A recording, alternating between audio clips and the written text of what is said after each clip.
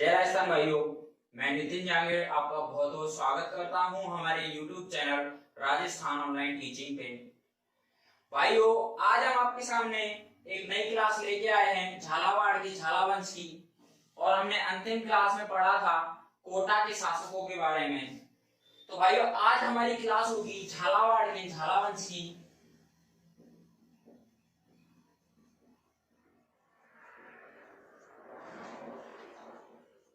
भाइयों, झालावंश ने शासन किया था झालावाड़ में, और झालावंश की बात करने से पहले हम देख लेते हैं ये जो झालावाड़ जो रियासत थी ये अलग होके बनी थी भाइयों कोटा से। और जब ये रियासत नहीं थी तो एक नगर था, कोटा रियासत में एक नगर था झालावाड़। अब हमारे लिए जानना ये इंपॉर्टेंट है कि इस नगर को किसने बसाया था। तो भाइयों, कोटा का सेनापति था, नाम था जालिम सिंह।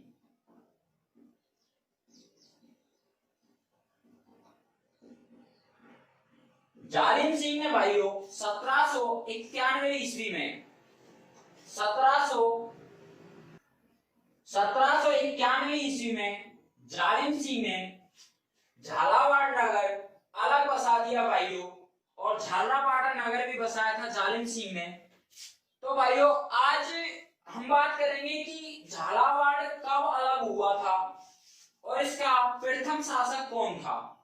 तो भाइयों, प्रथम शासक था इसका जालिम सिंह का एक पोता था, नाम है मदन सिंह झाला। मदन सिंह झाला भाइयों पहला शासक बनता है झालावाड़ का, और इसने अपनी राजधानी बनाया था झालरापाटन को। पहला शासक बनता है भाइयों, शासक बना था 1837 ईस्वी में। 1837 ईस्वी में मदन सिंह झाला शासक बन गया था भाइयों झालावाड़ का। झालरापाटन को अपनी राजधानी बनाया था। झालावाड़ रियासत भाइयों अस्तित्व में आई थी 1838 ईस्वी में, क्योंकि यहाँ पे ईस्ट इंडिया कंपनी अपना अधिकार कर चुकी थी। ईस्ट इंडिया कंपनी का अधिकार था राजस्थान पे। तो भाइयों, अंग्रेजों ने इसको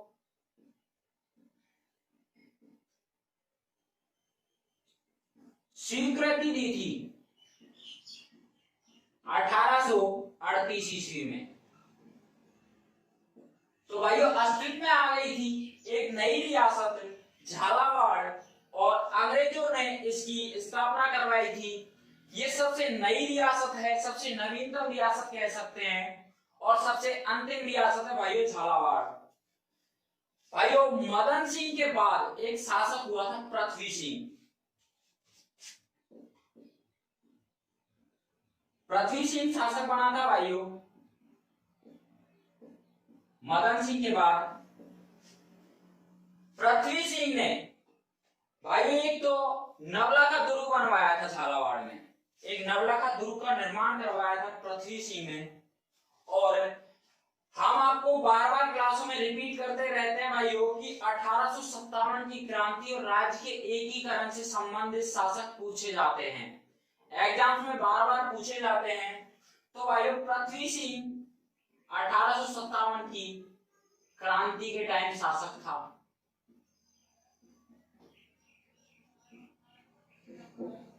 1857 की जो क्रांति हुई थी उसमें उस टाइम पे शासक था पृथ्वी सिंह, और इसने एक नवलखा दुर्ग बनवाया था भाइयों।